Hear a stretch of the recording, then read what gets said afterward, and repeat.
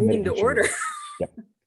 Sitting around here waiting for Carrie to call it to order or something. So okay. This is way So it more looks like the first thing on our list is the approval of the agenda, Yep. which everyone should have gotten in an email Yep, let me some put time that. ago.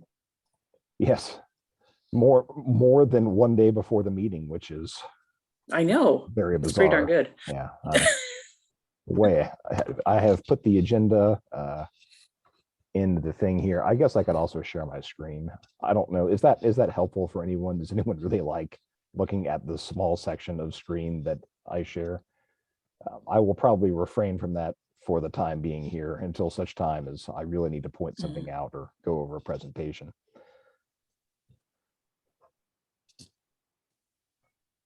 I've got mine up on my other screen, so I'm okay with that.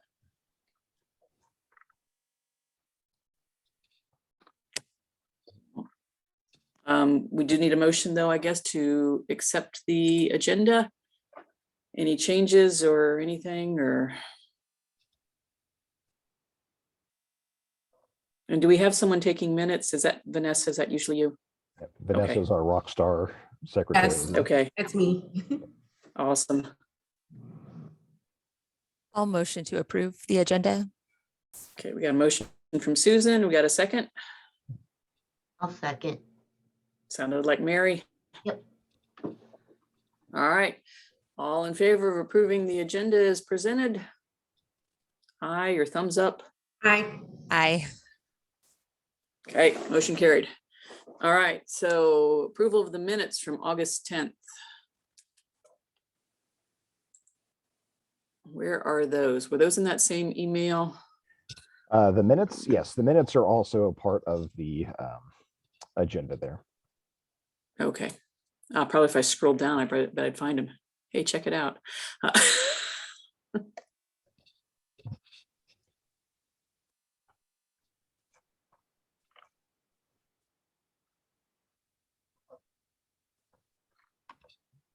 I'll motion to approve the minutes from last meeting. Second. Okay, we got a motion and a second to approve the minutes from last meeting. All in favor, say aye or raise your Aye. hand. Hi. Who seconded that? Rebecca. Thank you.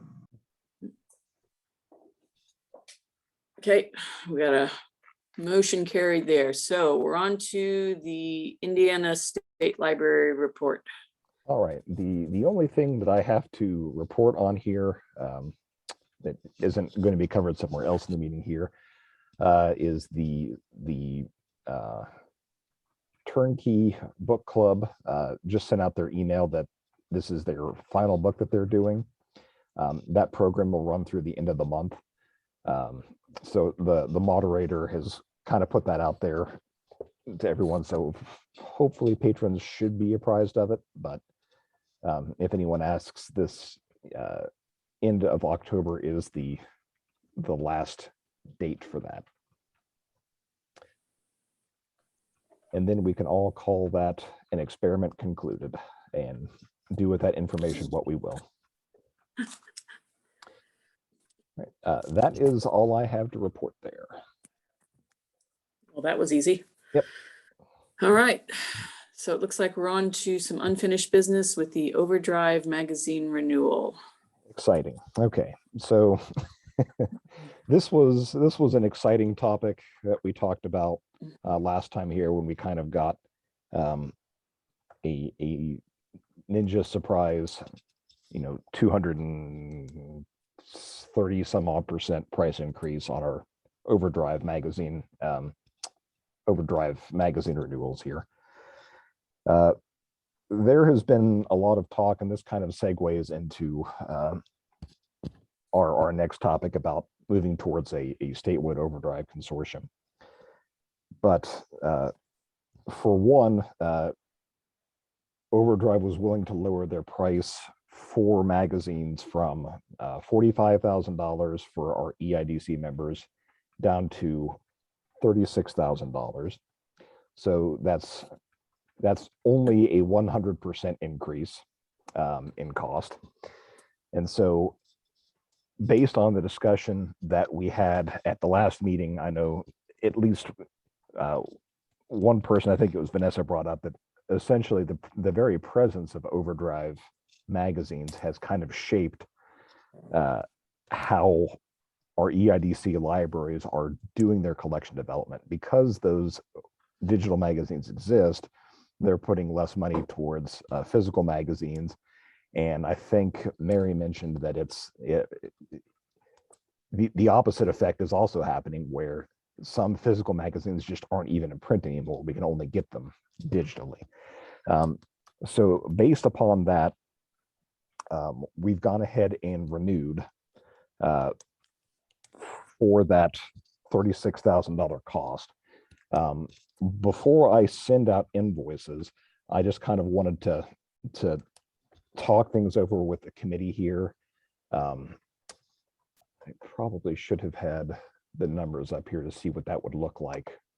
The Overdrive invoices work on a tiered system in much the same way that the Evergreen membership costs do, except instead of basing the tiers off of operating cost, the tiers are based off of population served, like many other databases are.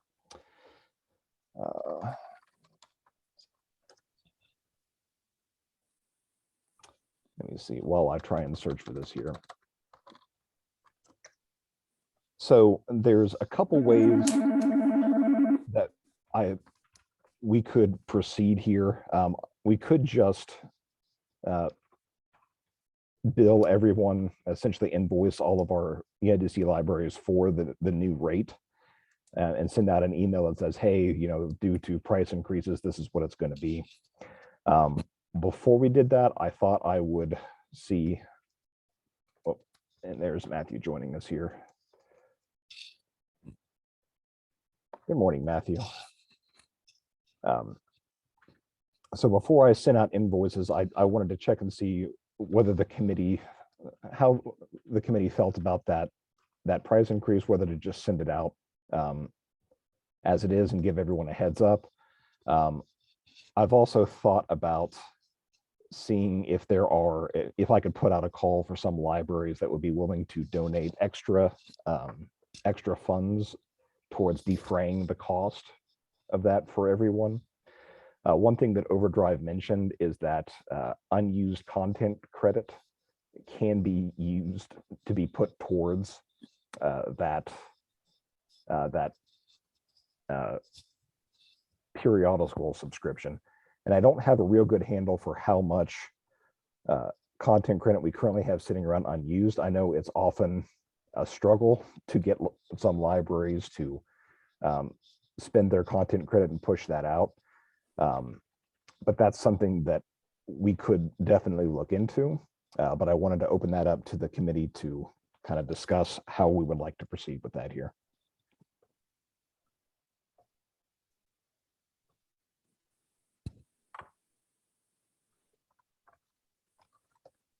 I mean, our library would be willing to pitch in a little more if need be.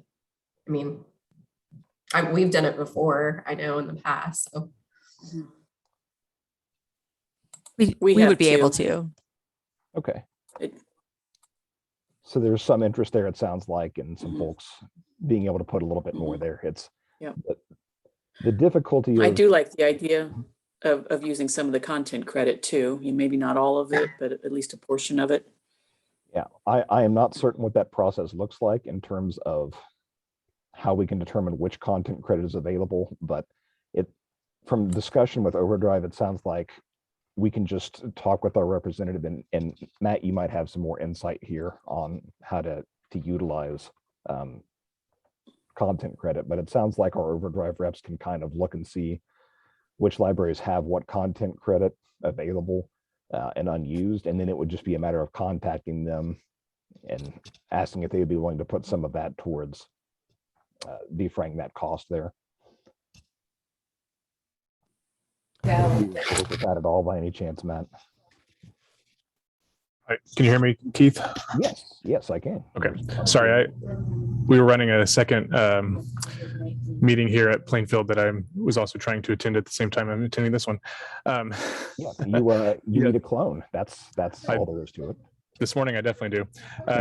We can definitely see what libraries still have content credit remaining and contact them about how they would like to spend that. Yeah, that's not a problem at all. Okay, is that something that like admins like you and I can see, or is that something that we have to talk to our rep about? I think we can see it, but it'd be just as easy to contact our rep and ask them to pull that report and and see where we stand. Yeah. Okay. Cool. Okay, I'm not certain if this is the sort of thing that requires a vote or if this is just the discussion on how to proceed. But I will certainly, I don't want to stifle any discussion on how to proceed here, but the general gist is that it's sounding like folks are saying, let's see which libraries have content credit and see if contact them and see Haven't we in the past used unused content credit just to purchase titles for the consortium? So I don't think this is without precedent. That is a great question that I do not know the answer to. I seem to recall that there were right. in the past where there were libraries that had unused content credit that basically the consortium just kind of took over and bought titles with at some point. So I've slept since then. I don't know how it worked though. I think you're right, Krista. Yeah. I would be in favor of utilizing that precedent to our advantage here. Mm-hmm. Yeah, me too. Okay.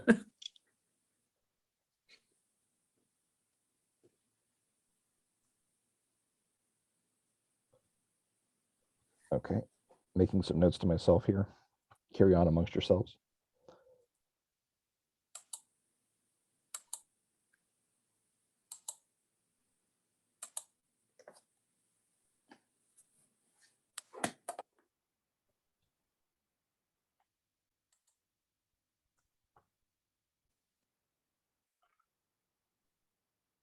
Okay, cool. All right.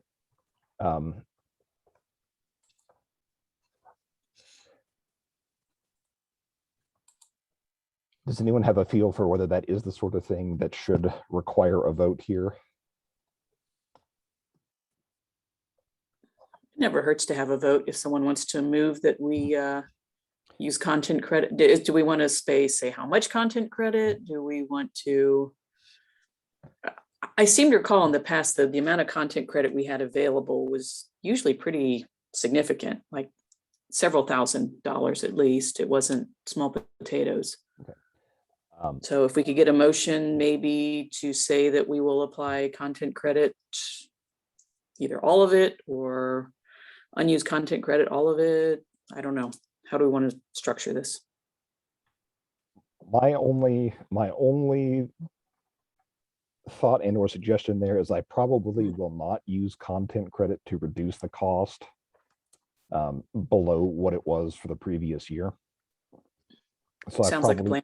I probably wouldn't use content credit to bring the cost below $18,000 for the consortium. If there is even $18,000, if there's even that much content. 18,000, that would surprise me, but I wouldn't be surprised if we had, $6,000 or $8,000. It seems to me in the past, it was a pretty significant number. Okay. So, but yeah, I agree with that. Maybe not to decrease it below 18,000. Okay.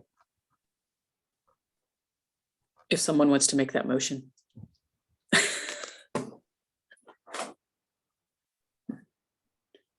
Not that I'm trying to put words in your mouth.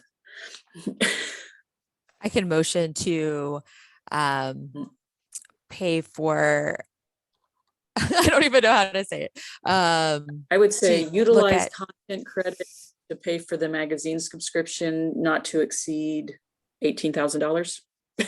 Okay, that sounds Again, good. not to put words in your mouth. No, I I think that's motion fine. to utilize content credit to pay for periodicals, not to exceed, not to go below $18,000 in the final cost.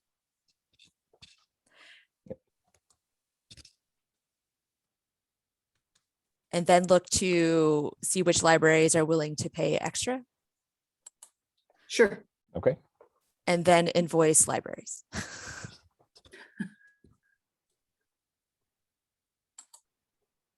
You get all that, Vanessa? All right, so we've All got right. a motion. Do we have a second?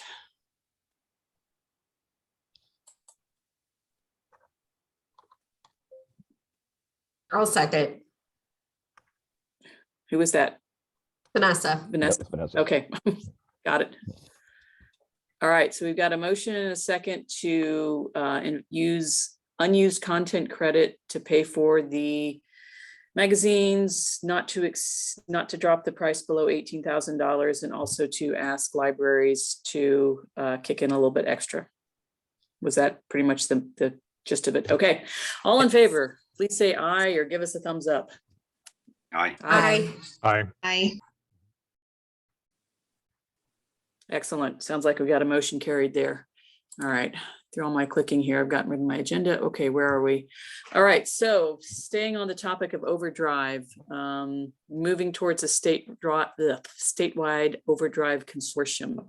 Cool. Okay, so this is more just of an update and to keep everyone in the loop here. This is an ongoing conversation that we've talked about, and a few more email discussions have happened. I think Vanessa, Carrie, and Matthew were in on these, where they've been essentially Jesse and Stephanie from the IDDC have gotten together, and they've gotten together with the 60-ish libraries that make up the IDDC, and they have basically put it to a vote. They had a presentation on what this new statewide Overdrive consortium would look like. I have that planning document and the PowerPoint presentation there that they used in the agenda, if anyone wants to take a look at it. They put that to a vote, and I think all but 4 of their libraries have voted to merge. So their membership is looking forward to go ahead with that. I've been working with Jake Spear, our state librarian here, to kind of, this is all, how do I say it? This is kind of his baby. And he couldn't be with us today. So Stephanie Asbury is with us to make sure that I don't say anything wrong or misrepresent Jake in any way here. So I appreciate the backup. But his plan is to kind of have a similar thing. Hopefully you have received an email he sent last week, or many of you have, or your directors have. We sent out an email to the directors of all the EIDC libraries trying to put together a date that we could get all of those members together, and then kind of have a similar presentation and a question and answer session to go over what this new statewide consortium would look like, what the benefits are, kind of assuage any fears that may crop up. I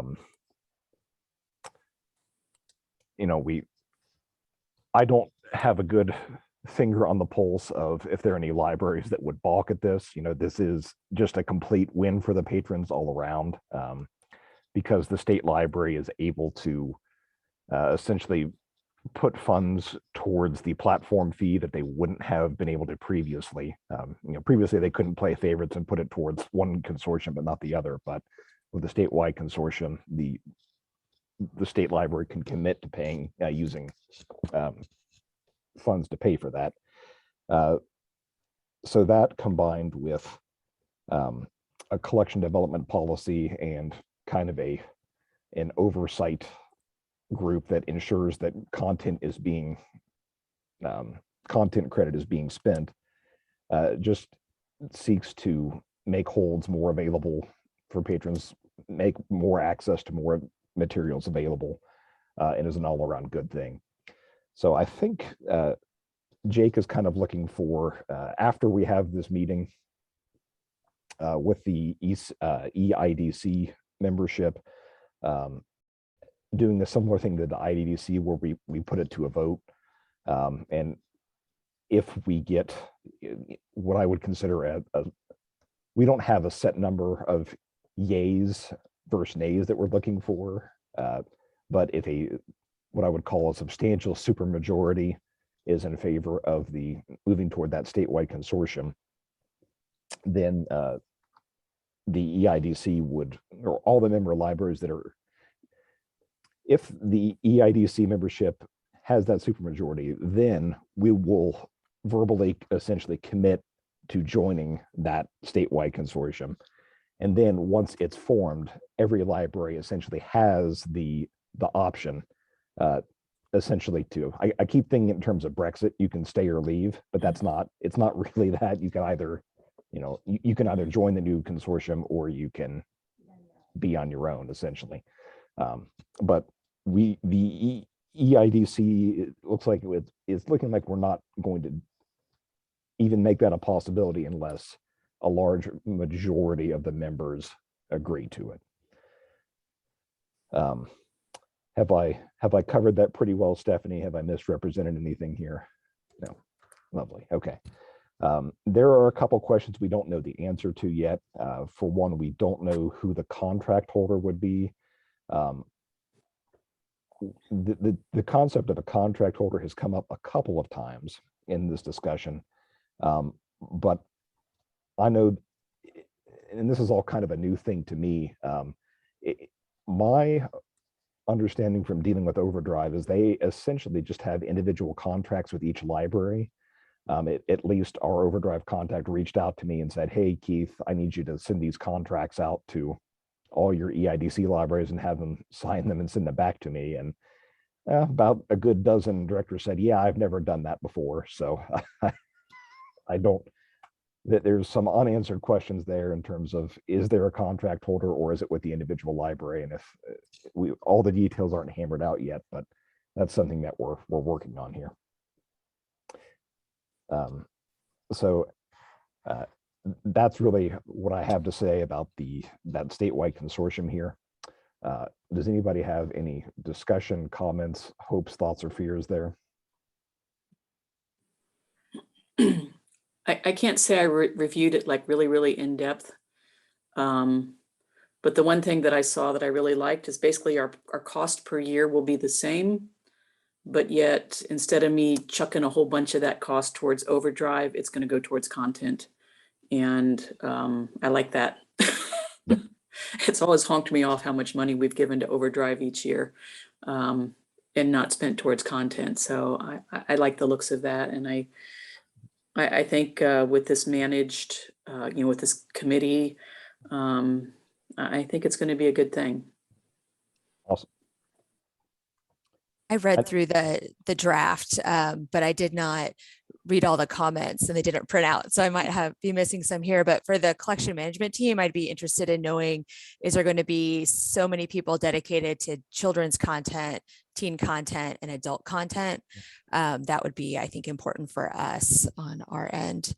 And then just looking for maybe the potential for more flexibility in what that collection management team can do, just because Overdrive, ways of lending can change. I'd be interested in utilizing the cost per circ option to fulfill holds, because you can cap that at a certain dollar amount or a certain number of checkouts, I believe. So that might be a more cost-effective way to utilize for some titles. They're not all available that way anyways, but that might get through holds queues faster than focusing on a one copy, one user option, or a metered access title. Yeah, I know one of the things I'll ask about to see in the collection management team whether there was anyone that would be dedicated to children and YA collection development there. Certainly, I get the impression that if that's something that anybody that has a passion for that probably would not be turned down a seat at the table there in terms of managing that. But I do not know. Yeah, that's a good question. Usually I'm thinking of I'm thinking of this consortium's goals where the primary aim is to reduce, essentially lower costs for libraries, reduce hold times for patrons are kind of the two biggest gets here. And to that, I know that Carrie's made a bunch of good comments there about the Advantage accounts, because one of the things that they're really pushing for is that Advantage accounts would share their materials immediately with the consortium, with the difference being that if your library has Advantage titles, your patrons would still get first access to them. They would still get preferential holds treatment. It's the equivalent of the Disney World Fast Pass for libraries that have those Advantage titles. The difference would be that those Advantage titles would be shared with the consortium right from the outset, rather than being exclusively for a library's patrons for a specific period of time. And I know that there was some concern about that. Do you have any evolving thoughts on that, Carrie? No, I mean, that's the primary concern. The reason we got an Advantage account was because we would buy materials and then our patrons would wait for months. Right. And other people, the idea being that other libraries would contribute materials as well to bring down those holds lists, and it just never happened. Right. And so that was frustrating. And so we created the Advantage account to be able to get our patrons' needs met and then meet everyone else. So yeah, I mean, I can't speak for Cheryl because she's the one who'll be, making decisions on this. But I would assume that if they can guarantee that our patrons will be at the top for our materials, then that's probably going to be okay. But I can't say for sure. Yeah. Well, Yeah. I had I the agree same with you. concerns as Carrie in the beginning, but now I've if they can assure us that our patrons will be, if we have an Advantage account, that our patrons will go to the top of that list, then I'm okay with it. Is that the difference between Same here. Advantage accounts versus Advantage Plus accounts? It's the Advantage Plus where you're contributing directly into the consortium, but your patrons are at the top of the queue, versus Advantage, it's that 6-month embargo.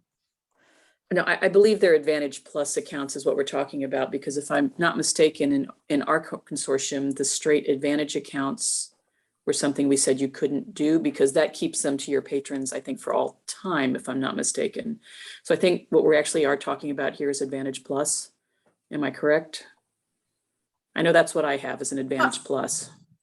So I thought Advantage rolled into the consortium after so many months.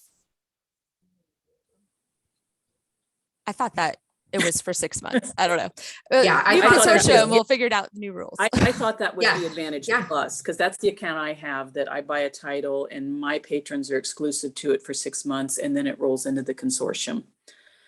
Because I was thinking early on that we had said that in EIDC that the Advantage accounts, you couldn't do that. I think some people had Advantage titles when they came into it, but I don't know. I've slept since then. There's one thing that I've learned from all this is that Overdrive has not made really any of this easy. They name everything the same. Yeah. I would want to be able to preserve the ability to do cost per circ for my patrons locally. That's something we've used a lot via our Advantage Plus account since the pandemic started. That's been really helpful. So hopefully that would continue on. So I know that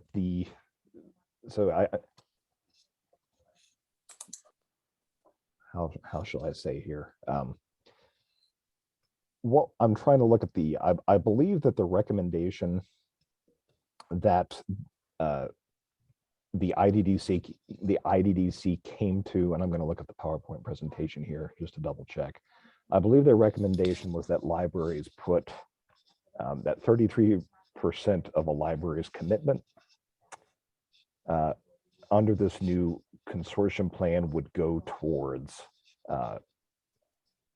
consortium collection development, while the other 67% would be how the library wants to spend it.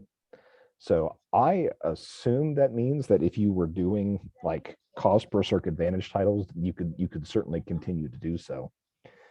I know that their overall goal is to try and utilize more of the high volume circ items, especially for like audiobooks and some of the more niche ebooks. You can buy those like 100 checkout or 100 concurrent user licenses that would really knock down holds ratios for new titles right off the bat. I will say that I tried to find those. When I looked at the concurrent holds titles, it's a special section that you go to in Overdrive Marketplace. And it mostly seems to be for audiobooks, and like we're talking real niche like ebooks, like Chinese medical textbooks and other stuff. Your James Patterson novels and your bestseller ebooks are probably not, you're not going to find those 100 user concurrent simultaneous use titles. I do know that they're wanting to prioritize the metered access, the 24-month after that, and then go to the one copy, one use. Yeah, I will have to get some more insight on the cost per circ models there and see whether that's something that they're planning to be able to purchase with consortium funds, or whether that's something that individual libraries would need to be responsible for on their own. Does it cost anything to have an Advantage account? No. It doesn't cost anything, but basically, again, this is my understanding. So someone correct me if I'm wrong. So like right now I pay $6,000 to Overdrive a year. And then 2,000 of that goes to platform fees. And then the other 4,000 is for me to purchase titles, and those go directly into the consortium. And then my Advantage account is on top of that. So any titles I can purchase beyond that $4,000, those are my Advantage Plus titles. Gotcha. So while there's not an additional fee for it, that my $4,000 that I'm paying that chunk towards Overdrive, those aren't Advantage Plus titles. Those all go to the consortium. Is that how everyone else understands it? Yes, no, I don't know. I think that's how it works, because I have like a $12,000 budget to Overdrive, so I have like $6,000 that I buy Advantage Plus titles with. Gotcha. I feel like you have to switch. I feel like you have to switch between accounts in Overdrive. You do, right? Yeah, you do. So that you know which one you're buying for. Yeah. Right. Yep. And we'll buy stuff for the consortium above our content credit, and then we'll buy Advantage as well. So it just depends. Like if there's no copy for the consortium, we'll buy a copy for the consortium before we'll do Advantage. Yeah, on our end. Not all of mine. Yeah, not all of that is Advantage Plus on our end, but that's what we can use. So it's beyond the content credit. And it's great. It'd be great to have the collection management team work on replacing metered content with holds. That would be fabulous. So that would be, because I try to do that a little bit, and then that can really eat up your budget super fast. So that would be wonderful. Yeah. So could you say that again, Susan, so I can make a note of it here, to have the content management team? And I think it's listed in here, but be able to replace expiring content that has holds. There's that weekly report that is very hard to keep up with for individual libraries. So we try to plug some titles in sometimes, but it's hard. Okay. So to have a consortium, like a higher level group doing that would be great. And weeded titles, the holds on weeded titles would be fantastic. Let me make a note of that, Mary. Replacing weeded titles with holds on them. Is that what you said? Yeah, they show up as titles that have 10 holds on them, and then you go to purchase them and they've been weeded. So you have to have unweeding privileges, and you pretty much have to buy it right then or it'll get weeded again. It's very tricky. if someone can explain it like I'm 5, because I see the weeded titles emails. I have no idea how you weed a digital title. They're done That's, automatically. okay. It's set up to do it automatically in our consortium. It just gets rid of things that still could be Yeah. used. If they haven't checked out in a while, but then people can still request them to purchase, but we're unable to buy them again until they're unweeded. It's a very clunky system that's not friendly to those purchasing at all. So we So would just want to having have those people unweeding. And that's what my $2,000 a year goes to. Yes. Okay. So we would want to see, as part of that collection management team's responsibilities, dealing with unweeding. Yeah, I think it's on the list. Yeah. Also. Yeah, that is in that proposed consortium management list of responsibilities for the collection management team. They do have unweed and repurchase titles that have at least one hold in there. Which is awesome. Yep. There be any curation done by a collection management team of the lists and the site, or would that be someone else? I don't know. Doesn't Matthew do it right now? It's a great question that I do not know the answer to. I'm going to Right now, it's pretty much just me. I would love to have input from a team about curating the collection, though. bless you, Matt. Yes, thank you. Whatever we're paying you to be on the eContent committee, we'll double it. One other thing that I don't think is mentioned, and maybe it wouldn't be an issue for a big consortium, is Lucky Day. So that's something as an Advantage library or Advantage Plus library, whatever we are, we're able to do Lucky Day for our patrons. So I want to be able to still have that opportunity. And Lucky Day is like the first come, first serve, no holds allowed. Right, but you have to buy an Advantage copy first, and then if you buy any more Advantage copies, you can tag those as Lucky Day. So it's kind of expensive. We don't do very many of them, but it's nice to have that. And then we can curate that list so it's at the top when our patrons log in to the Greenwood site. And so you want that to be something that It'd still be done with- optional. would still be, would that be something that the collection management team would handle, or would that be something that individual libraries? We would just want that local control of that, a small collection if possible. Still, like, maintain that option. I'll get clarification on that. I don't anticipate that would be a problem. If it's stuff that you're buying with, your own money, I don't see why anyone would have a problem with that, but we'll get clarification there. Yeah. And if there is any other stuff that you either want clarification for or want to see as part of the management document here, that document, I think, is it available for everyone to edit here? I would say feel free to make suggestions or changes in there, or feel free to send it my way, and we can add those suggestions in there. But we do have a kind of a seat at the negotiating table here, so we want to make sure that we're getting everything that's going to benefit all of our member libraries here.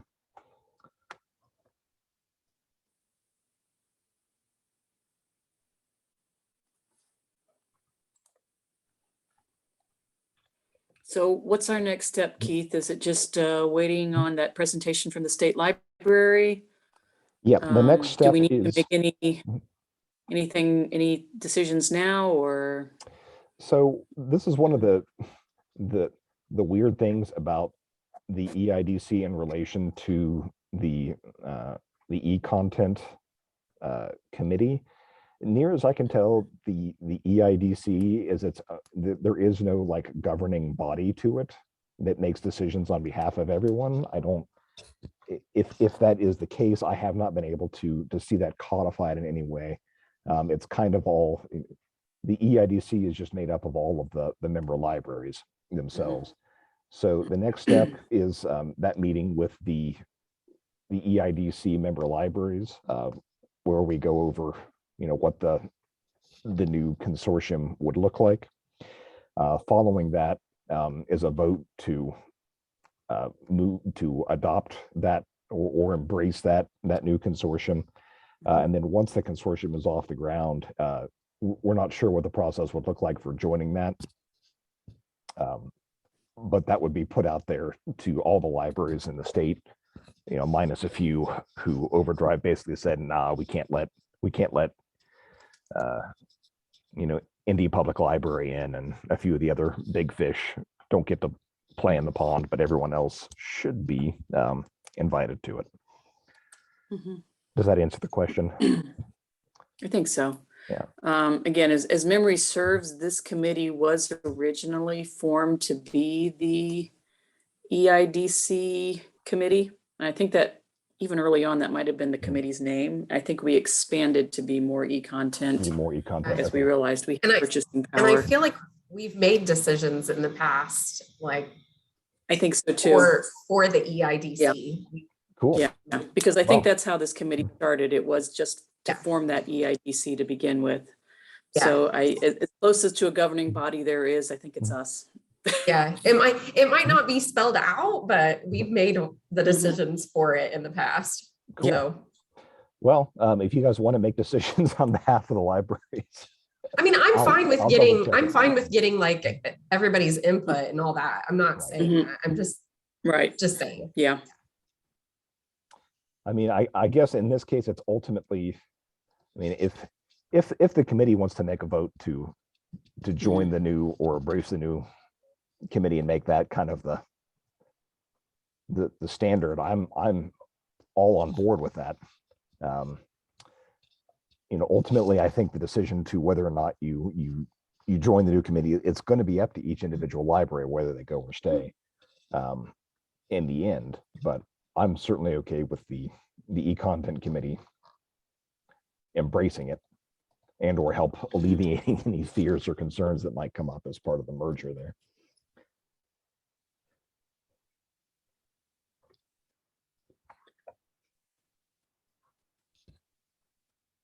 I'd rather I wait mean, till I the guess- directors can have the meeting.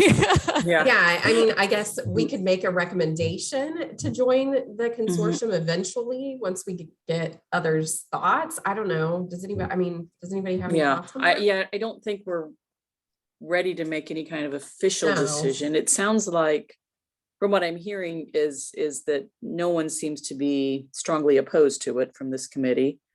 That I think there's a lot of questions that we still have that need to be answered.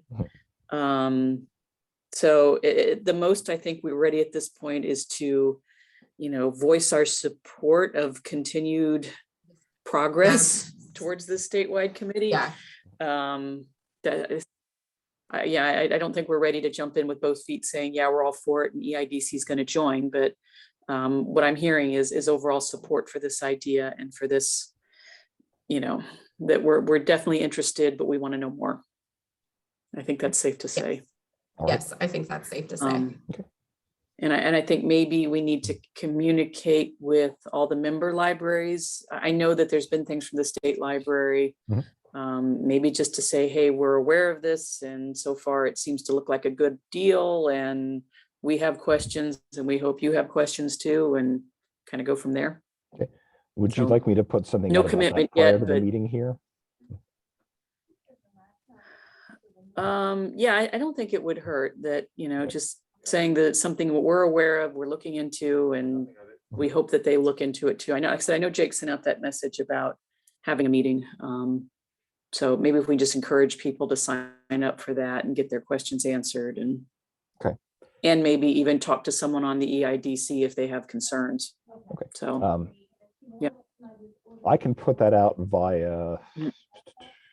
the update listserv, and then I'm not sure where else mhm. that would think be that- good, but I think that should do. we'll kind of make it a Yeah. fireside chat here, Yeah. just to not to warm everybody up to it, but just to, because this is kind of something that I haven't really spoken with the consortium at large about, just because there's so Mhm. many things that we don't know, and I don't really feel like I have the authority to to make any declarations on it to begin with. But I can certainly, you know, begin the process now of kind of keeping everybody in the loop. Yeah, that's more what I'd like to see, because I don't want anyone to be taken by surprise. And I still know that there will be people that, you know, if we do decide to join this some months from now, they're going to be like, what? I never heard of this before. And so Sure. at least if nothing else, it'd be nice to point back and say, no, we sent these emails out on this date and this date and this date, and there was this meeting and you should have attended. And Per my previous know how- email. yeah, per my previous.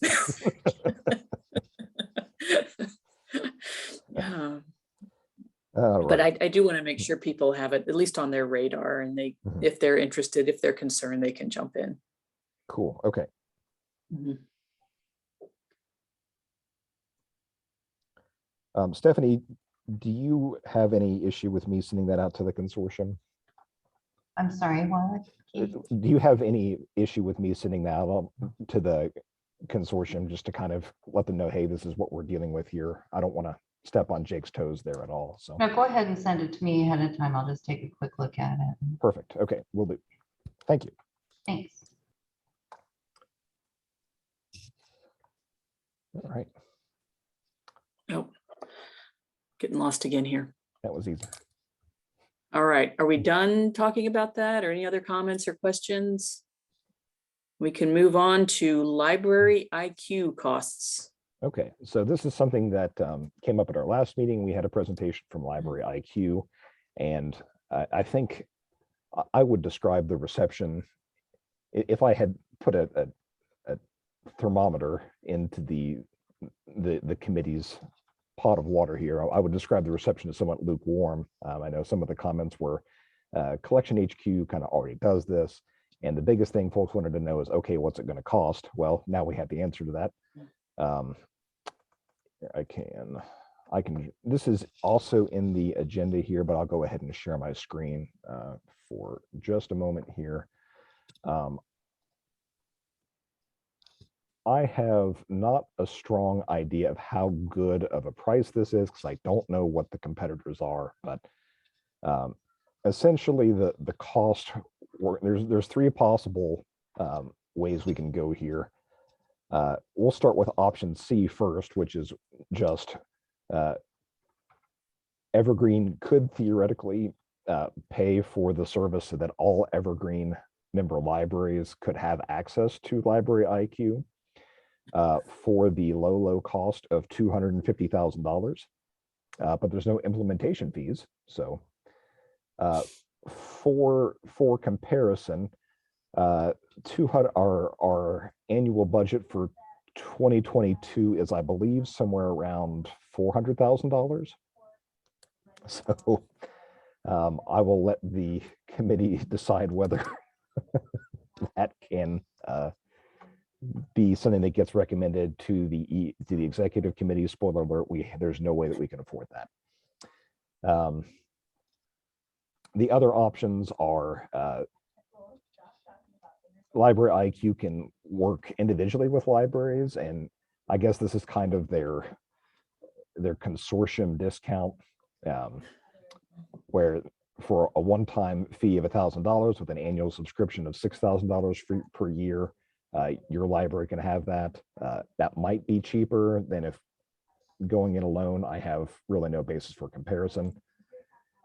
The other option is establishing a pass-through fund, where essentially kind of similar to how Gale Courses works, where we poll interested libraries, see how many want to participate, and then we pay a fee based upon how many libraries are joining, and then we invoice the libraries for their share of it based upon how many libraries are participating. So those are the costs there. Feel free to do with that information what you will. I know I've had at least one library ask about it, so I want to put it out there as a possibility. So I will feel free to discuss Library IQ there and the costs. How do those numbers look?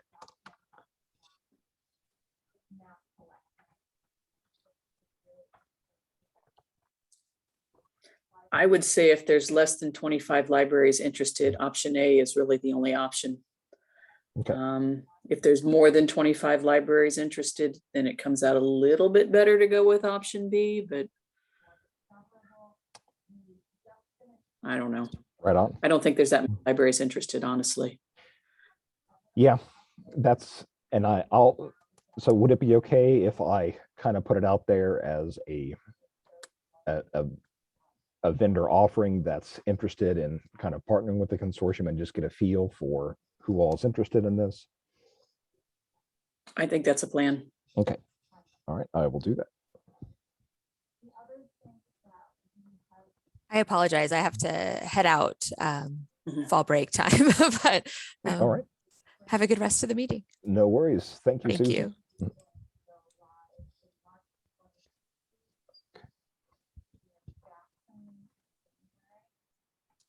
All right. All right. That's all I have to say about Library IQ then. Okay. All right. So it looks like we're on to new business with an A to Z databases presentation All right. So by first, Ryan. let me introduce Ryan and Bernie from A to Z Databases here. Thank you guys so much for your patience here while we deal with all of our meeting shenanigans. We currently use Reference USA is a database offered to all of our Evergreen, Indiana libraries. It is a fairly pricey database. It's definitely our most used database, but it is pretty expensive. And if I was a better person, I would have the numbers in front of me. It's somewhere around $50,000 is what it costs per year. And A to Z Databases purports to do the same thing more or less as Reference USA. But I will turn the platform over to Bernie and Ryan and let them talk about the service, and I will stop putting words in their mouth.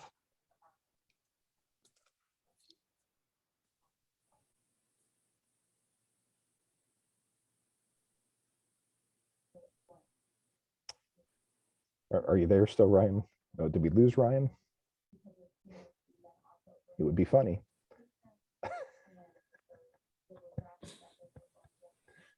Let's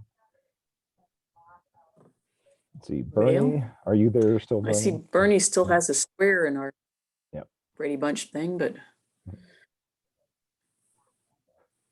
We scared them off. yeah.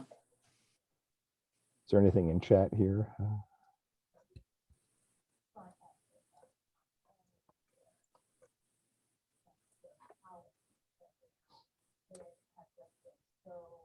Well, we can talk about them while they're not around.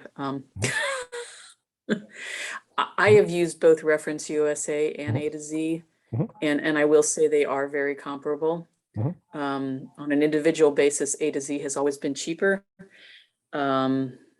There was also that ugly business of the lawsuit out there, because from my understanding is the founder of A to Z was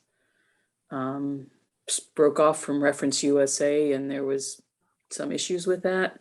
So I'd like to know what the resolution of that is and if that's going to affect things down the line. So just my 2 cents on the two comparisons. Well, we won't see him. I think Bernie something popped says, up in chat with Bernie there. yeah, I'm here, but not sure what happened. Well, that makes two of us. Oh.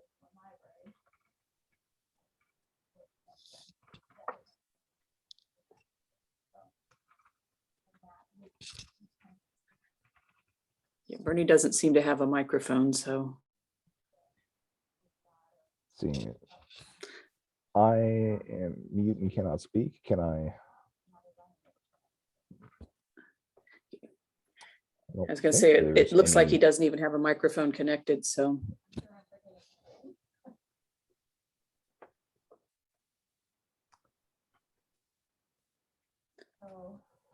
Let's see. I must scream, but I have no mouth. Here. I don't Is think Bernie there's any. perhaps that 402 area code number that That, might be muted? that is what we said earlier. Bernie, are you, let's see, are you muted on your, can you talk through your phone there if that's you on 3853?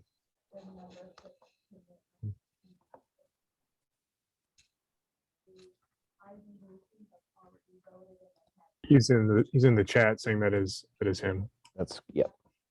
I just don't know if he can talk through the phone as opposed to through Zoom here. Can you unmute that, Keith, as admin? I can ask to unmute, but other than that, Got I it. can, I can, Yeah, we're stuck. yeah, I can pin him, rename him, put him in the waiting room, remove him, or report him. None of those things seem terribly helpful. None of those which have helped.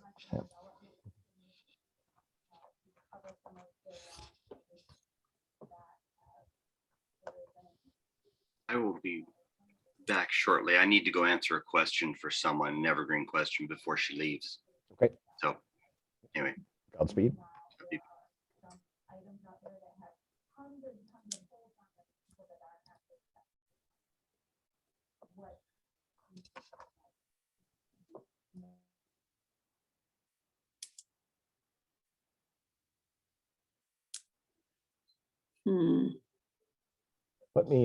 Let me see if I can call Ryan.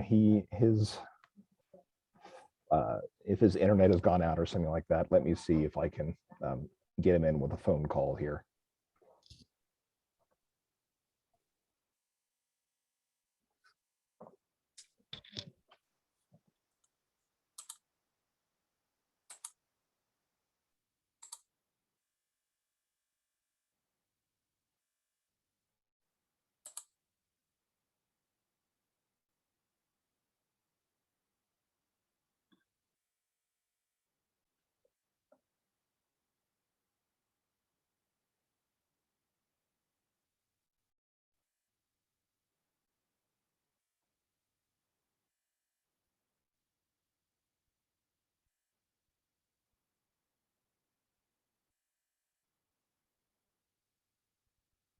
Oh, okay. I see Ryan joining us here.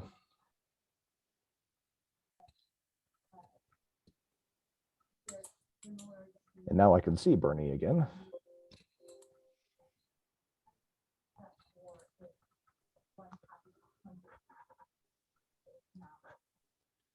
All right. Are you there with us, Ryan? I can see you here. Hi, this is Bernie. Can you hear me? Yes, we can hear you, Bernie. Hello. Hi, I'm not sure what happened to Ryan. Sorry about that. The mothership went down here for a little bit. I apologize. Welcome. All right. So I was just talking about kind of our relationship with Reference USA and how A to Z has approached us about potentially being a kind of a replacement for Reference USA here. Krista, did you want to mention your comment there and ask for clarification before we move on with the presentation here? Oh, sure. So like I said, I've used both Reference USA and A to Z. I know there was some issue with a lawsuit in the past between Reference USA and A to Z. So I just wanted to make sure that that wasn't going to affect your product in the future. Yeah, absolutely. So I'm glad you asked that question, and thanks for having me today, everybody. So the issue with the lawsuit, we've already been through the threads where we've had judgment issued against us. These are the original owners of Reference USA that decided to branch off and open up, what is now A to Z databases. And that's just simply because they wanted to keep the company private. Now, I can't speak to, the reasons why they separated or the reasons why they branched off or the reasons why the judgment was settled. I do know, it's publicly available information. Originally the owner was paid $54 million for Reference USA. The judgment that was issued against him was for $16 million. And just like any anybody that's going to go through a restructuring, we just did not want to pay the 16 million all at once. So it's our request, and that's the argument back and forth right now, that we stretch that 16 million that we owe back to them out over the next 20 or 30 years. And we would not make that move if we were not looking, into the future for the next 20 or 30 years. If it was something where our owners just wanted to kind of cut base and run, they could have just easily paid the $16 million and washed their hands of it. So the fact that we did do the restructuring in an attempt to stretch out that judgment against us speaks to the fact that, we are looking towards the future. It's not something where we're just trying to, just do a one-time stamp and leave. Hopefully that kind of answers that question, because, as far as the feelings involved into, why the original owner split from Reference USA and came over here and decided to, start their own private company, I can't speak to all of those. I can just speak to, what the actual numbers and facts, would tell us on that. Does that speak to that enough, or is there anything else okay. Really what I do on a daily basis, and along with Bernie, Bernie's kind of the guy that, when everybody starts screaming, I push him out there. So that's his costume every year, right?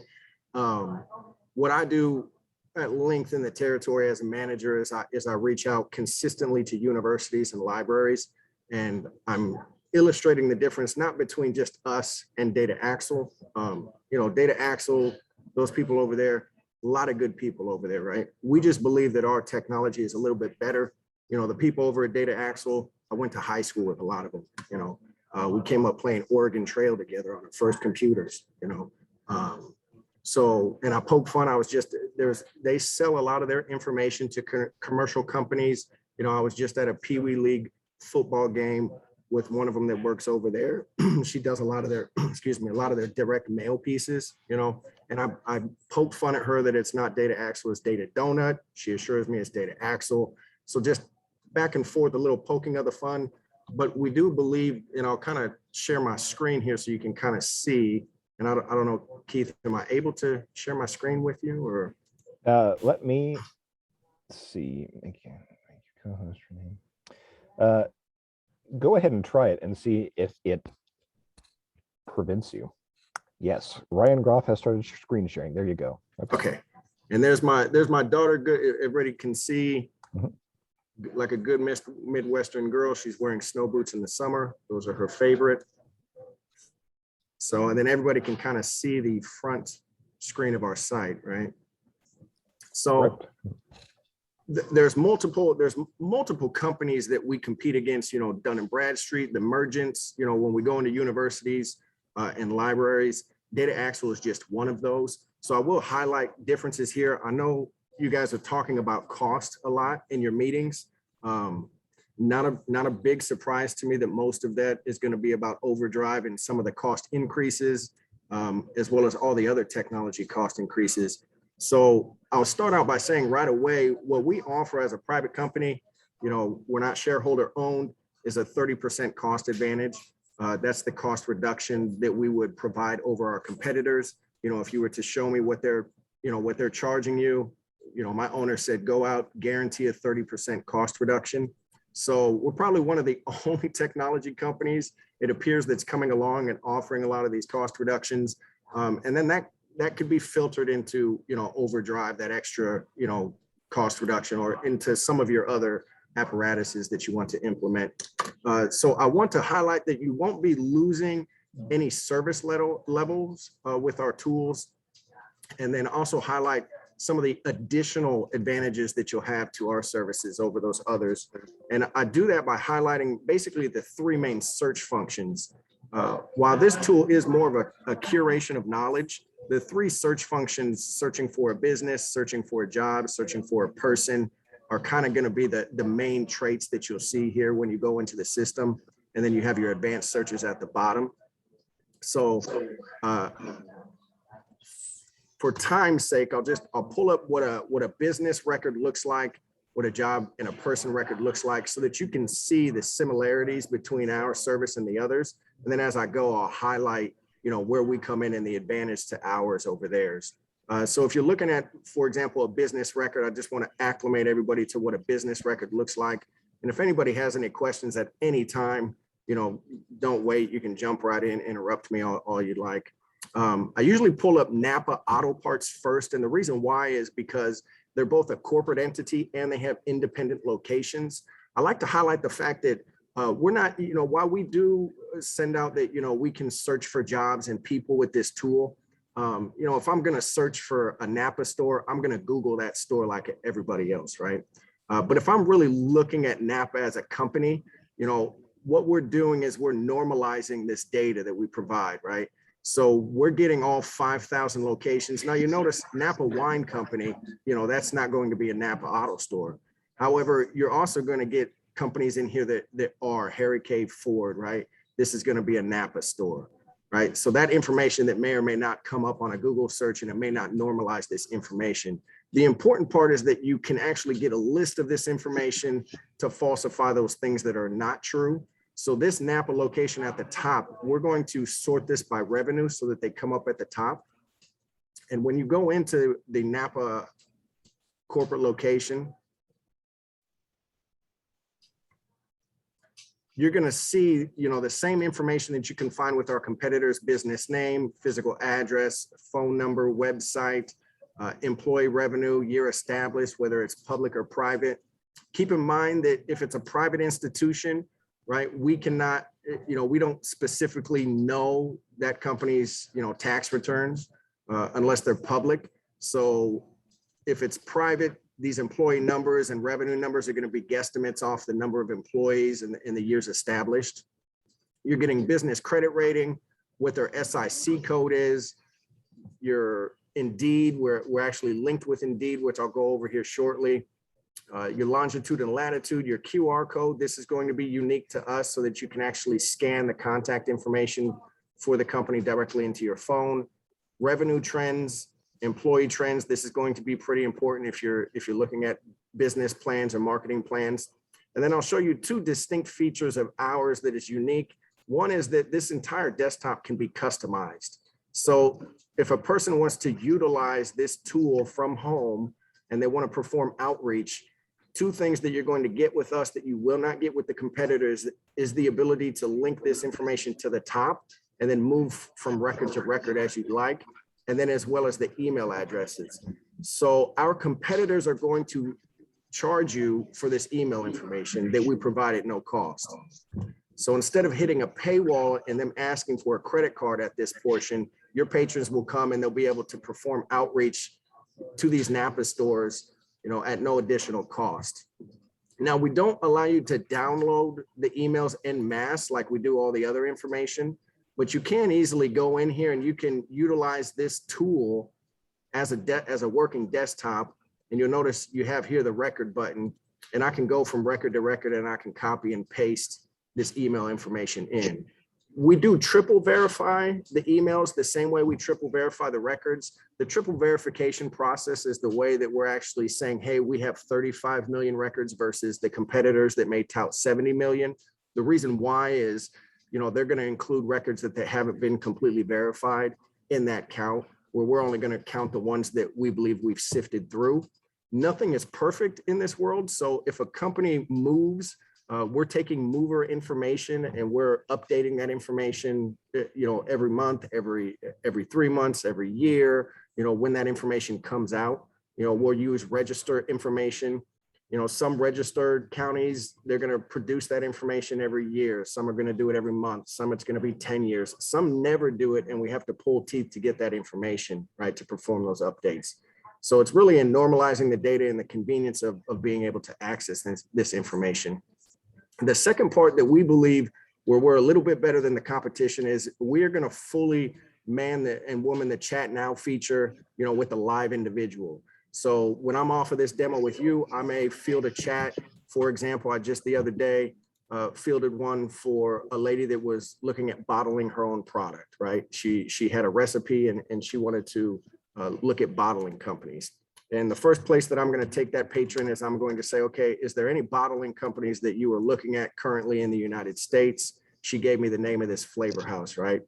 So the purpose behind of looking at this flavor house is I want to be able to reverse engineer the information that she has for a bottling company. And the way that I'm going to do that is I want this SIC code that you see right here, because while I might be able to look up bottling companies via Google, I might be able to use a keyword such as bottling on an advanced search on any one of Dun & Bradstreet's or Data Axle or any of the other sites. It's going to be important to be able to drill down this information by a major industry code. I'm going to get closer to the truth and the knowledge of how many actual companies are out there bottling than just by using the keyword. You'll notice here, if I put in bottling, I'm getting bottling wine. That might not be companies that I can actually look for that are going to bottle my recipe. But if I'm looking at that 2087 food and kindred, 2087 flavoring and extracts, right? At this point, I can look at all my flavoring and extract companies. I update my count. I have 1,189. When I pull this count, you'll see when we go in here, I know I'm really close to the truth here. I have Coca-Cola Company. Now, maybe she wants to perform outreach to every single bottling company and get their pricing. Guess what? If you have our service, she has email information to do that. You know, it's going to save her a ton of time and trouble to perform that outreach. If she doesn't have that email information and she has to pay for it, she's being treated as a commercial company, not as a patron of the library, right? If she prefers that she wants to graph this information, she can graph this information. She can utilize a data matrix. She can even map this information with our mapping tool, or she can download the information and load it into her own mapping feature. If she was performing outreach utilizing the mapping feature that you see here, you're going to see that she would be able to easily drill down into the actual location. And then when she's able to pull up the location, if I wanted to call through these companies based on geography, you know, she was down in Louisiana, she probably may not want a bottling company that's all the way up in the Northeast. You'll notice if she wants something closer by her, here you have Coca-Cola bottling and you have the outreach contacts. She could go from, you know, pinpoint to pinpoint, calling through those companies to get pricing for the bottling. So that's one way, you know, a person that's starting a new business can utilize the service. And again, that's the curation of knowledge and having that outreach information in tandem, where our competitors, you know, more and more, they're offering paywalls, you know, when you hit this sort of information. Another portion where I'll bring up, you know, to jump straight, because for the convenience of time here, because I know you guys have a lot of things to talk about. I'll jump right into the job search function, right? Just a couple of weeks ago, you'll notice in the Library Journal, you know, they have an article about how integral the library is to workforce development. Every library I notice across the country is different, right? So some may have quite a few people that come in, they're looking at building resumes. Others have a few, you know, resume builder sites that, you know, the state provides at no charge. You know, some get into this quite a bit. Others, they don't feel these questions at all. People do not come to them for this. The reason why we believe that we're a little bit superior to the other products is we're going to offer not only this chat now, where a person could actually, you know, reach out to us from home, right? And we can walk them step by step through curating a resume, and then as well as the interview process, right? So we're going to offer additional support that the library can feed off of us to actually assist patrons when they come in, if they're looking for a job, and not just a resume builder where we're sitting them down and you know, we sort of set it and forget it. So can you show you'll us know one of those resume templates, please, Ryan? Yeah, absolutely. So, and I just pulled up so I clicked on the cover letter. Usually reason why I bring up the cover letters first is, you know, more and more on Indeed, you can upload, you know, an original resume. You know, you'll notice here when you go to an Indeed, you know, apply on company site. But a lot of times, in most cases, you know, you're going to get where you're just able to hit this apply button and then upload your resume. But more and more, the companies are asking for cover letters, right? If you want to be able to set yourself apart from other people that are applying for this position, it's going to be important that you're actually using the words from the job on the actual cover letter. This process, may not be known to a lot of people, but a lot of companies will feed, you know, this cover letter information through a software program that will look over their cover letter and resumes for the words that are on the actual job posting, right? The second portion is if they go into the actual interview process, you know, why is it that they would want to use Indeed over a resume builder? You know, if I'm preparing my resume to submit to this company, right, that I'm looking for, and that's probably too big of a search there. I'm gonna dwindle that down there. If I'm looking for fast food companies, you know, on Indeed, this search is going to be pretty similar to what you're going to see on Indeed, right? The difference is if I'm looking at all of these companies, I can't actually pull up information on this company that's separate from what you're seeing on the website. So I guarantee that when they sit down in the interview process, they're going to get asked, what do you know about us? If I can tell them I know that Brenda Holmes is a manager, even if they say, well, Brenda Holmes was our manager last year, they know that I did background research, that I'm more interested in that position than somebody else, right? So that's going to set me apart in the actual interview process. So you can see the tool provides help from beginning to end.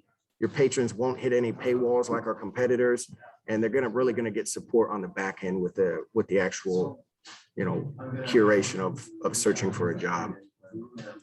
Before I go to the last part of consumer information, I got a couple more minutes here.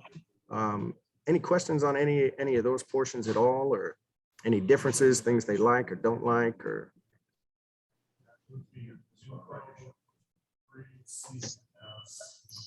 Okay, I'm going to go ahead and take a look at what a consumer record would look like, so that you know that there's no gaps in information between us and the competitors on the consumer information.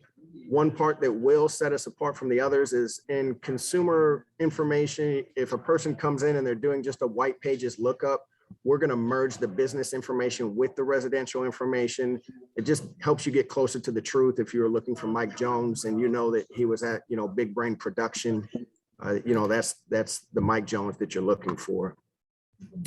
Again, this information, you know, we didn't pull it out of the cloud or anything like that. This is going to be readily publicly available information from register offices, and then we're gonna normalize this information and update it, you know, to the best of our abilities. If you're looking at, you know, this is Mike Jones, you're going to see an age here, you know, to help you get closer to the truth of, is this the Mike Jones that you're looking for?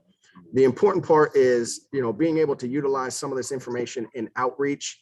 You do have a new mover file. We have a lot of insurance agents across the country that love the new mover file because they don't have to go in and pull that information from the register office themselves.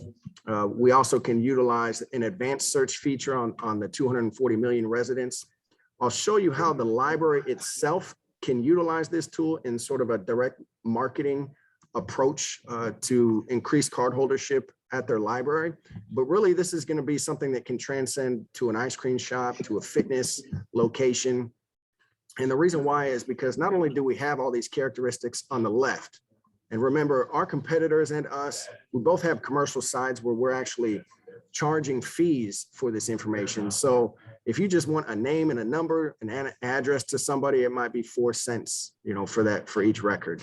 Now, if you want to dwindle it down by age, gender, household, you know, you could get up to $20 a lead. The interest and hobbies information, we pay third parties for information that's intentional data. And the reason why I call it intentional data is we don't just put this up because somebody Googled a cat and a dog one day, right? And your phone started following you around and now you're on this list. This has to be something that they performed in action. So if they filled out a warranty card, if they purchased a dog leash or a cat leash, and I'll use, you know, for intensive purposes, an iteration for the library itself is audiobooks, right? You guys were kind of talking quite a bit about audiobooks. So if we want, you know, information on everybody in the state of Indiana that subscribes or has, you know, Audible downloaded on their cell phone, we're going to see that information, 528,000, right? We can get this down a little bit more. Maybe we want donor information. We want people that have given charitably, you know, to their local institutions. And we could really we could take this information down even more. I'm just going to use a little bit bigger metro area around you. So now we have 37,000. Say we want somebody in a certain age bracket, or we want somebody that has a little bit more, you know, a little bit more household income. So now we have about 1,500 people here. This information we can then download in the form of an Excel spreadsheet. And once we do that, that information, once we download it in the Excel form, we can easily upload that to any labeling device. So each library, no matter how big it is, suddenly can become its own marketing extension. And, you know, they really don't have to do anything more than just a few clicks of the button, right? So this information, they can actually physical address, city, last name, first name.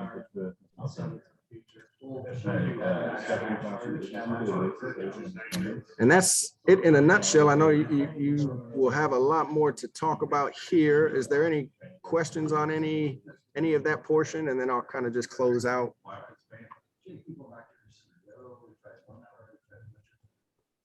Hey, Ryan, this is Bernie. I wanted to add a few things that makes us a little bit different. Can you all hear me? Yes, we can. Okay. I think as you're looking, some of the things that we've added is like, instead of 25 records per page, you can download, you can go to 100 records from that. You can use 100 records per page and 1,000 downloads. The download is the information on the emails. You can cut and paste. You can cut and paste anything you want on those detailed that detailed information. There's a few other things. I think those are the larger points for us that we have. I don't know what REF does, and I still call REF because I was there when it started. We call every month. We make phone calls every month, guaranteeing, making sure everything works. We look at the database. We make sure that patrons can go on every month as we're going through and looking. And that's something that I do. Each one of us has our own territory, and the territory that I will cover is Indiana. And I do make phone calls on a monthly basis and checking those making sure everything's working correctly for every month. That's my input.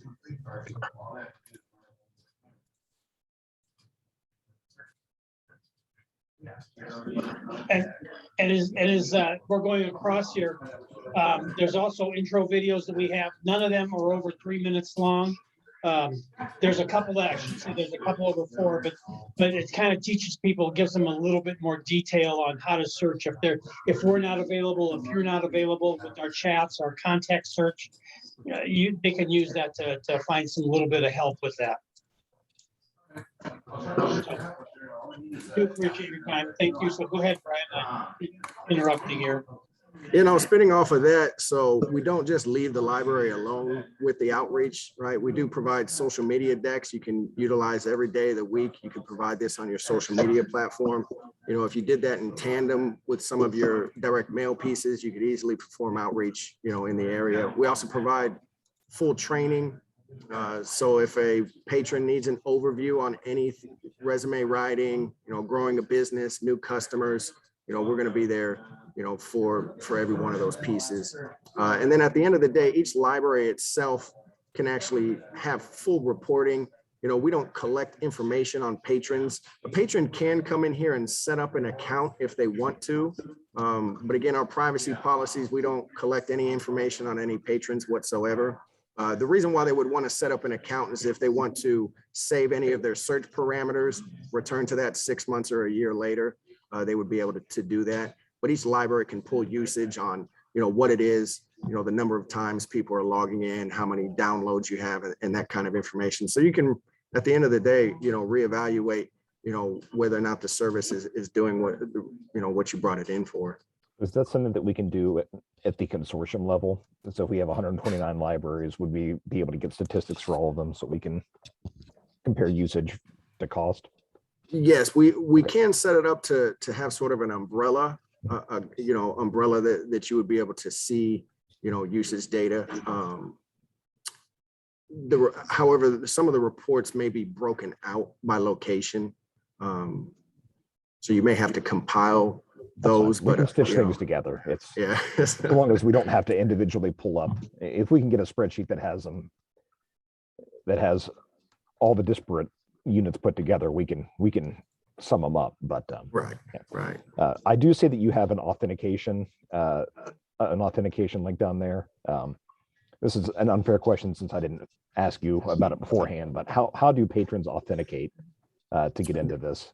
They do it by library card, and you did pose that question to me before, you know, of using another access, you know, another way to verify for an access point.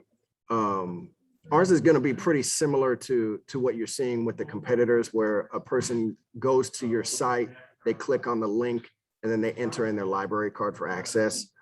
So there would be a little bit of, you know, a little bit of need on your end from providing us what those IP addresses are that we're linking. But after that, you know, we pretty much maintain the entire site, and you know, if anything should go down, you know, any problems, you know, our IT professionals will be on that. We can talk about the technical stuff here. Is that you mentioned IP addresses? We wouldn't currently with Reference USA, the way they authenticate is a library has to put a link on their website, and then patrons have to visit that link from the website. Right. And it kind of sometimes works, maybe. I know that 90% of all databases have a put in your library card to log in, and it essentially authenticates against the ILS database to verify whether that is a patron. Right. Does A to Z do a similar thing when a patron's using their library card? Does it check against the database? They do. Now, when you say that patrons are having troubles with that process, you know, I can't speak for Data Axle. We're pretty responsive. We don't, if you're down, we're going to be on it right away. You know, I've had moments where, you know, coming into the new year that they go there and, you know, maybe the link did not work, and we have it up and running within 10 or 20 minutes. This is the difference between a patron. If they type in the URL into the search bar, it doesn't take them to the site. But if they go to the library's website and then click the link on the library's website, even though it's the same URL, then it takes you to the login page. It's very unintuitive. Right. Yeah. And a standard authentication, like a SIP authentication, would be. And that's something, Keith. And that's something I sent over to production, and you know, we did have a comment. We have had the past 2 meetings with the owners. The past couple months, we have had that conversation about the SIP. I'm not, you know, the best person to speak on how we could get that implemented for you.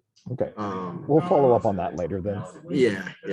But you know, as far as the way that it works now, there would be no changes in that. We wouldn't switch any of that up for you. They would go to your library site and link into the database. Okay. Cool. I will stop talking then. No, that's all right. Are there any other questions on anything anybody sees that are differences or something that they would like to see, concerns or anything at all? Those webinars that you have for how to use A to Z databases that you can, that's for anybody to sign up for. What all is required to participate in that? They just simply browser? hit this. Yep, just register here. Okay. We'll get the information, and you know, we'll perform these at certain times every day. Okay. So, and that way they can get specific help on anything. The major portions here, though, you know, while the other companies are talking about cost increases, you know, we're talking about a cost reduction here. We're able to do that, you know, because we can speak directly to the owners as opposed to going through shareholders. And then more companies, more and more databases are going the paywall route, you know, where they're going to ask your patron for credit cards, and you're just not going to see that on this site as it sits right now.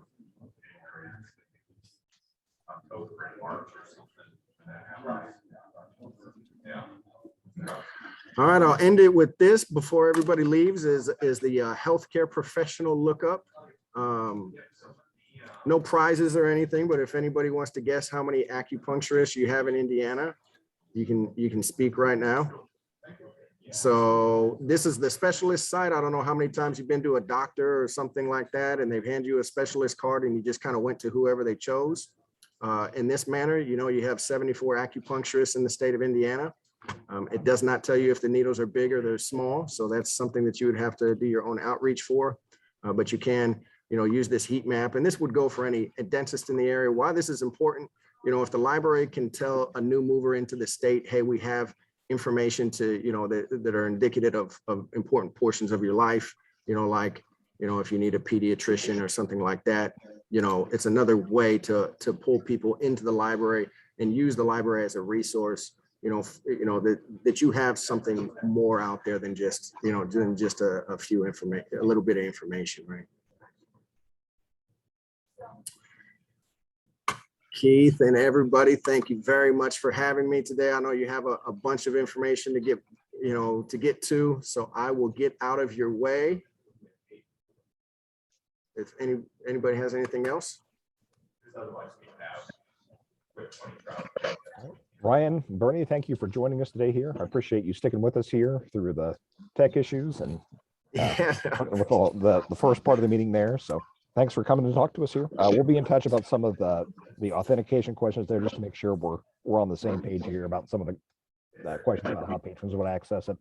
And then we'll report back to the committee here. Absolutely. Thanks, Evergreen. Enjoy the rest of your day, everybody. Thank you. Take care. Take care.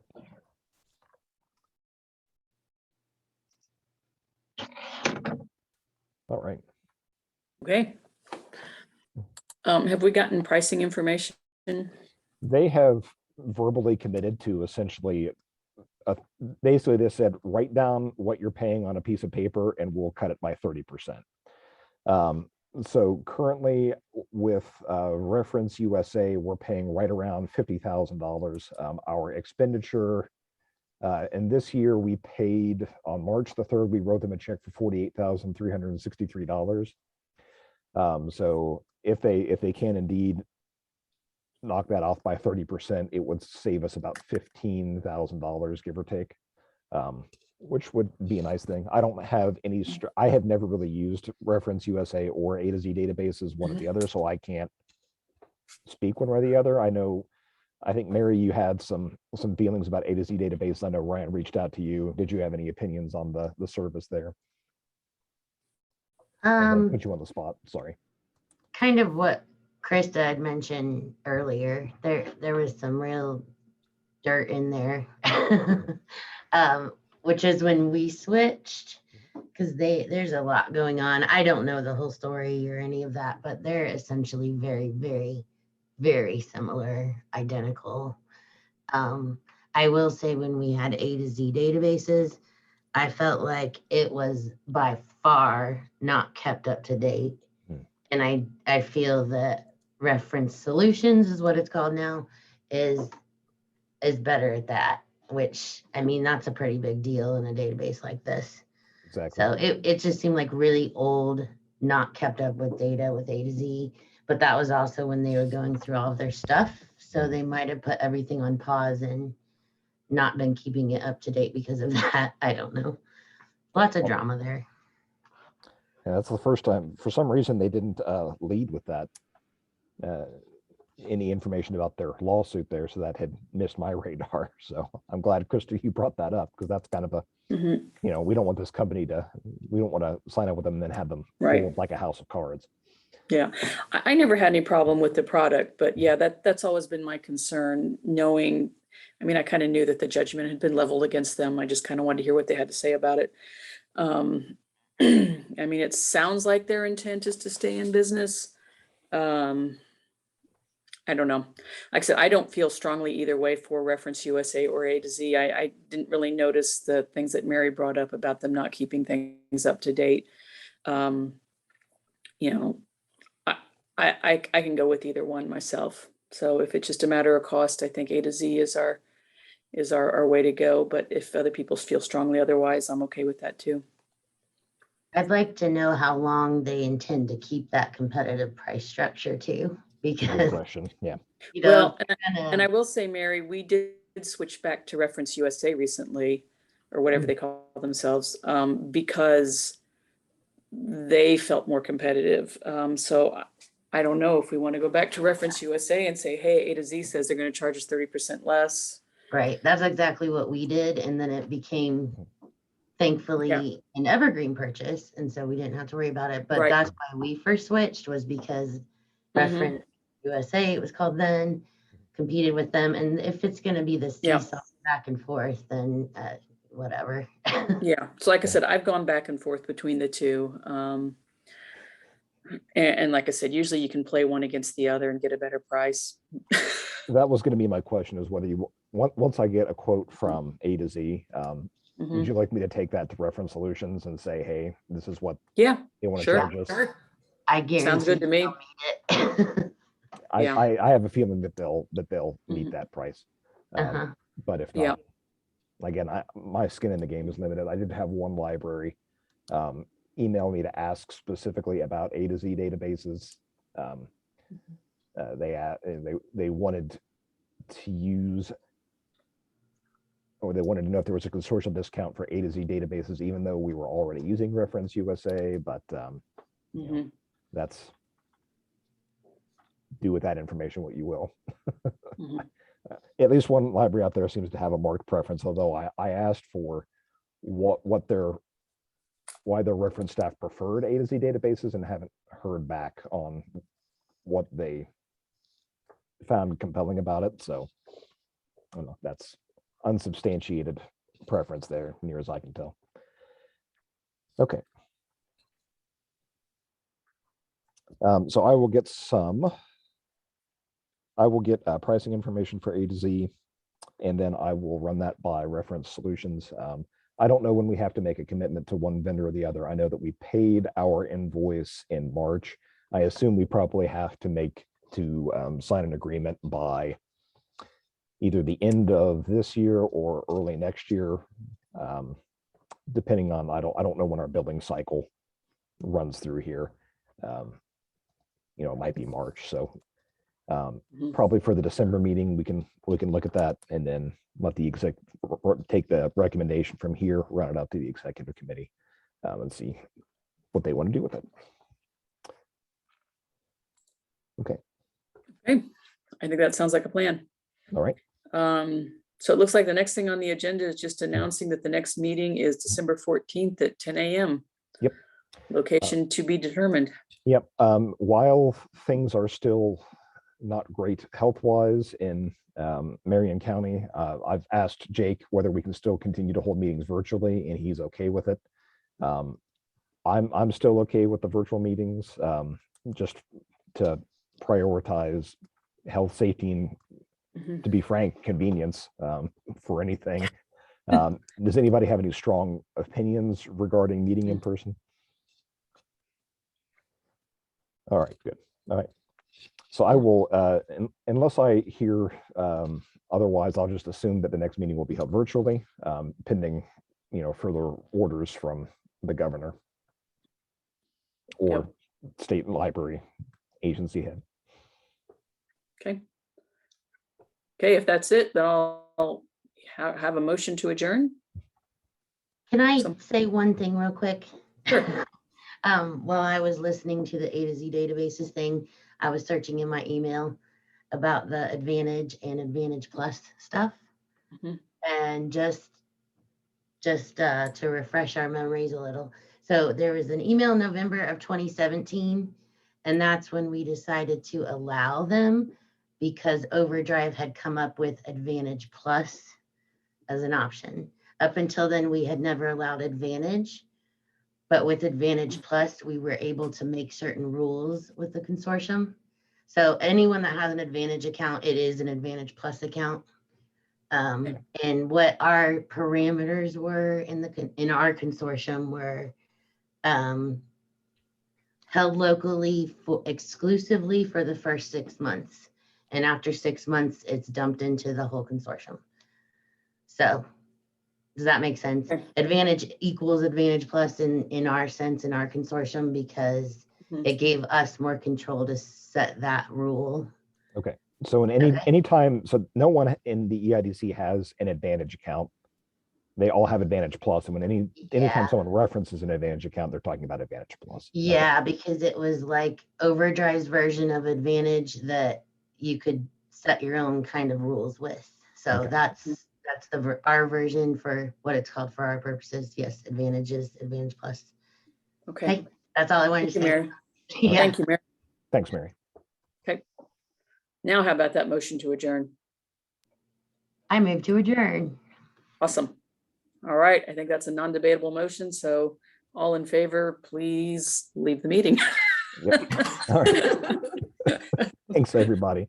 Take care. Thank you, everybody. All right. Bye.